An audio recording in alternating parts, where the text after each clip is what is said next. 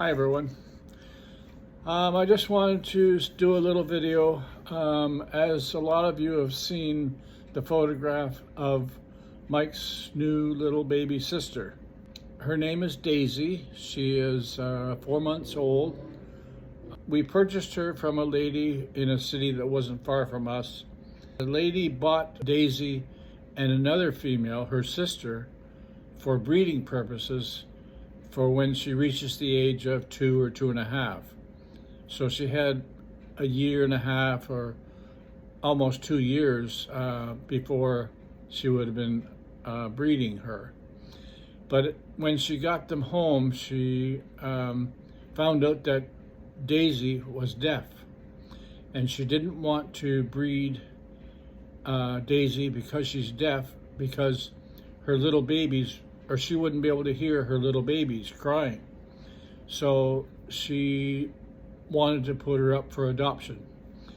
So just let me go through my notes here. The lady's younger daughter has been a follower of Mike for quite some time. And the lady didn't follow Mike. She didn't even know about Mike. But her daughter did. Because her daughter's been following Mike, she knew that we were looking for a little puppy, a dog. So when she found out her mom was going to put Daisy up for adoption, she went to her mom and said, "Mom, you have to talk to these people because they would give Daisy a really good life and a really good home." So and her daughter's name is Brianna. Brianna convinced her mom to contact us. And just before I get into that, I wanted to thank the hundreds and hundreds of people who have notified us about adoptions coming up, shelters, even offered free dogs, and really from all over the world. And it was impossible to take a dog from another country, even if they looked really good.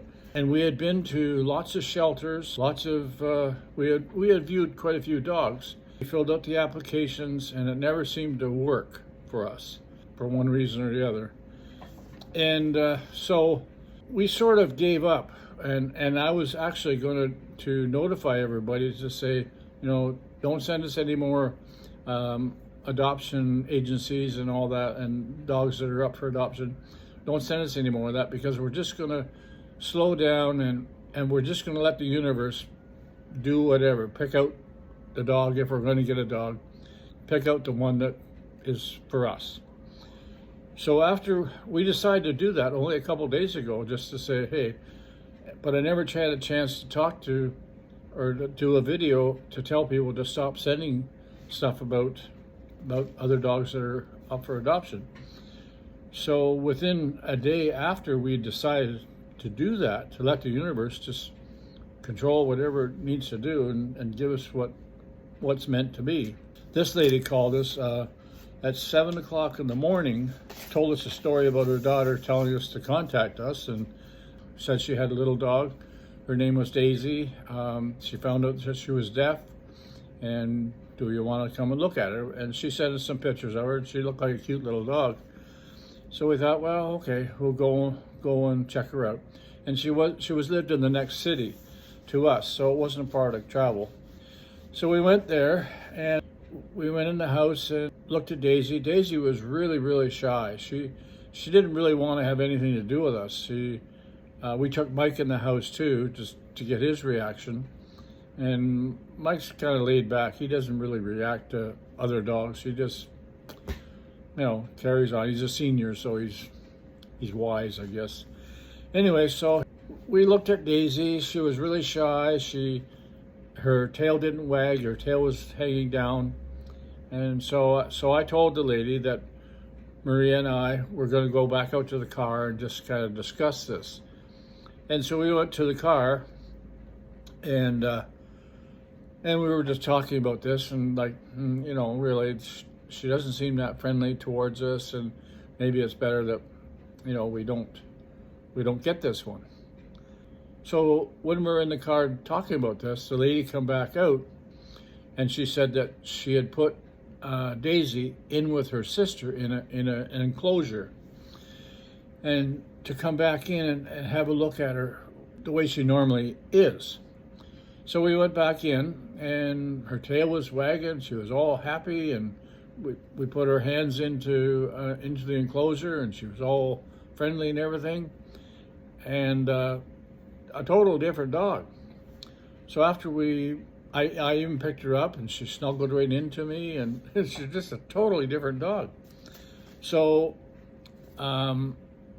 we decided that we would take her.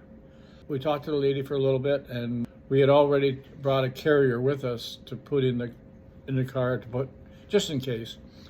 So we put her in the carrier, and she seemed fine, and we brought her home. She was kind of looking around the place just to checking things out, and she was snooping through everything, and Mike was really keeping an eye on her. Like he would sit back at quite a ways, and he'd just focus on her and see what this person or what this little girl was like. Then she started to follow us around, and tail was wagging. She seemed really, really happy. Both Maria and I picked her up, and she'd snuggle right in with us. And that night, Mike jumped up on the bed to where he normally sleeps. He sleeps with us, and I put her down on the floor, or put her near her little her carrier, and she fell asleep and slept the whole night. I figured we'd be up multiple times during the night for her crying, and she didn't cry. She slept through the whole night.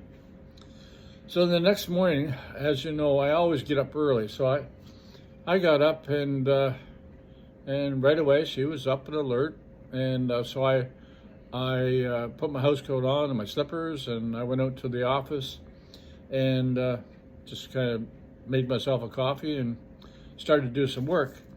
And she came right out and wagging her tail, and she looked at my slippers. She nudged up against my slipper and laid down and fell asleep. So that was a really good sign. That's what Mike does. And Mike was still in bed with his mom. He likes to sleep in sometimes, just like any senior does. Then later on, I went back to bed. I woke her up, and she followed me into the bedroom. She seems to really focus on your feet. When she sees your feet, she'll follow you around.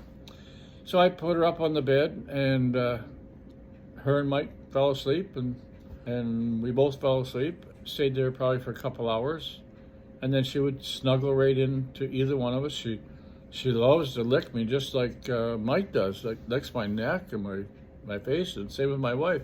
You reach out to pet her, and she licks your hand. She's really, really a friendly little dog.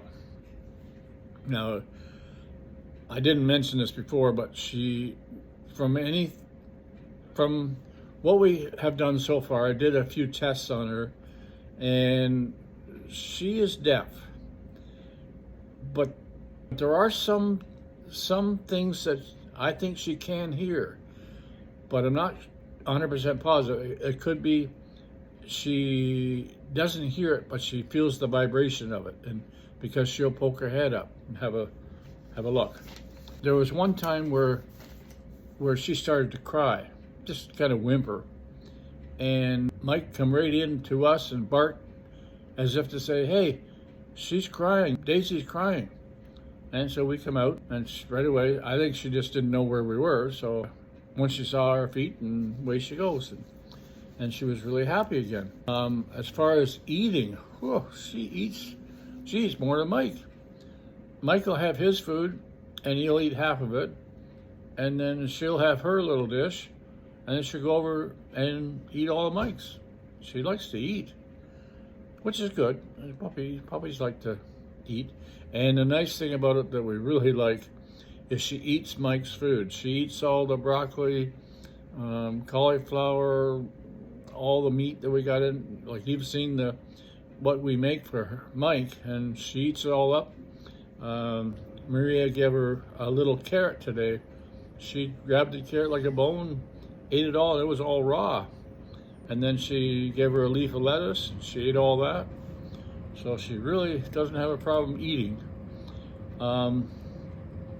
It's going to be a little bit of a challenge for us because she doesn't hear. So that means that she could be walking into danger or into something that we don't want her to be into, and we can't call her.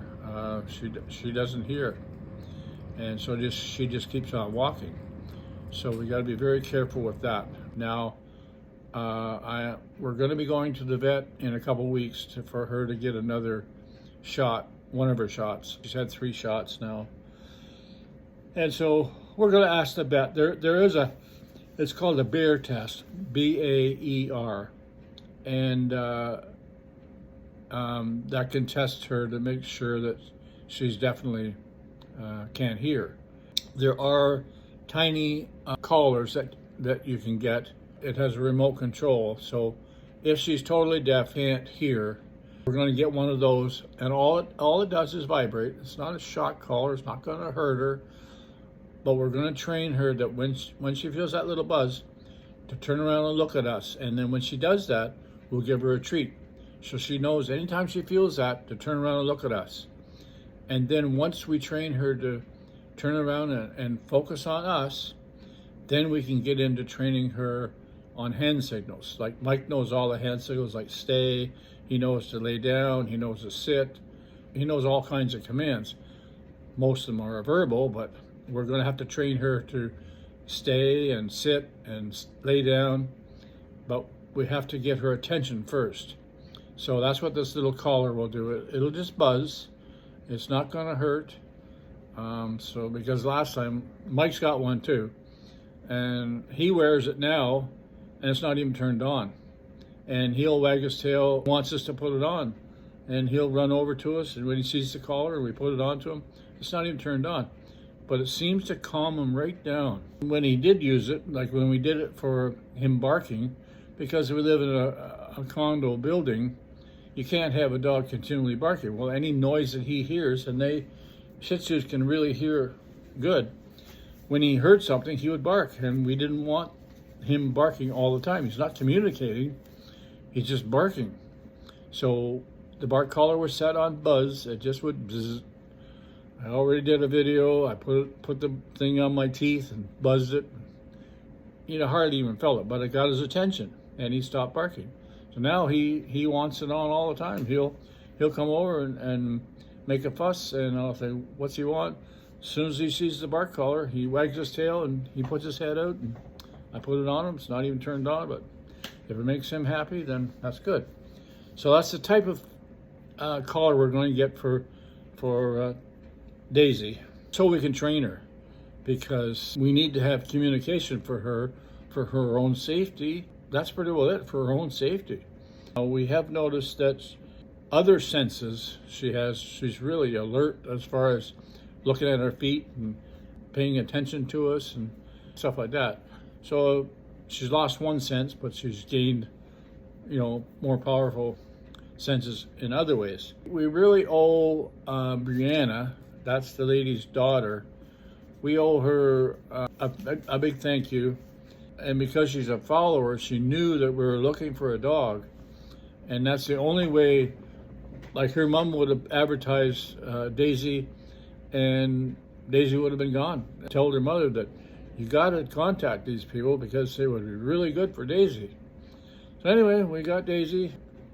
We went out today and bought her a little harness. It's a tiny little thing. It's pink. For a little bit of a walk today, but first day she really wasn't used to a harness, so she didn't really walk too far. She would sort of more or less just follow our feet, but she's not really into walking with a leash and a harness yet, but she'll get there. But she's really, really a lovable, sweet little dog. Like when she snuggles her head right into your neck, and then she kind of plays with herself, like she runs around, and we can chase her and stuff like that. She likes to play. And so that's pretty well the end of this right now, but there's going to be a ton of videos regarding this. We got to do a video. Mike's car got broke, and So I bought him another car. This is a bigger car, and it can go on grass. So, and it's going to be a little harder for him to catch, which is okay because I don't really want him, catching the car all the time and damaging the car or hurting himself. So, and it's good exercise for him. So we're going to be doing a video about that. But as you know, there's going to be a ton of videos and about her whole life coming on. And she's only 4 months old. And Mike's got a trainer too. Already Mike is training her. Now, when dogs meet each other, there's a certain way that they have to have manners and meet each other. And it's normally they will smell each other's butt. Good thing we don't do that, but that's how they meet each other. They smell each other's butt. And Mike is very particular. When he meets a dog and the dog comes up and gets in his face, he will growl and snap at him. He doesn't bite. He tells them, hey, you want to meet me, you smell my butt. You don't come up to my face, which is really good. So anyway, Daisy has a few times come up and, get right in Mike's face, and he'll growl at her and he snaps at her. He doesn't touch her, doesn't bite her, but she's learning that, oh, okay, I don't do that. and then she'll try the other end, and that's okay. You can do that, but don't come up to my face. But anyway, it's going to be a real trip for us to do all this. And we hope you guys enjoy it all. It's going to be quite an experience for both of us. We're going to have to learn how to look after a dog that's got a disability and can't hear. So anyway, I'm going to let you guys go. You're going to see lots of videos about her and Mike. Anyway, so you take care. And Mike and Daisy say they love you, and Daisy's not really sure how famous she is yet, but she will be famous.